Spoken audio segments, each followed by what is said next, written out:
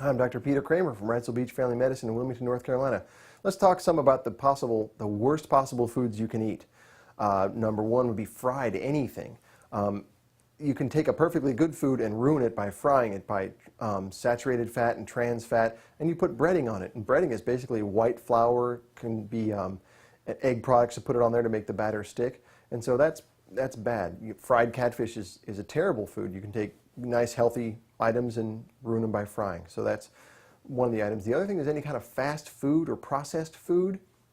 Anything that's been through a factory or a machine, they typically tend to put additives in it. One of the most common ones would be salt, but also they're high in fat and high in calorie content.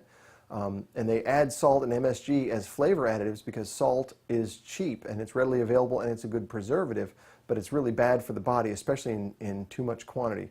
Many of the worst foods, fried or whatever, have lots of salt in them, and so that's what makes them bad in terms of fat content, calorie content, as well as salt content. You have to watch processed foods like canned soups. Canned soups can be very high in sodium, very high in fat, and lots of other things. Processed lunch meats, hot dogs, things like that, they have lots of nitrates and nitrites in there. You can go to Whole Food stores and get more organic materials and lunch meats like that if you want to, but keep in mind that there's lots of different foods that are bad for you. Donuts, great example. Taste great, bad for you.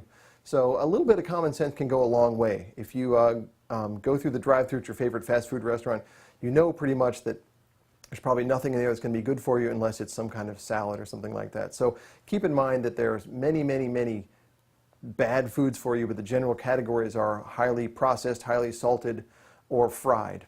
That's a little bit about the worst foods you can eat.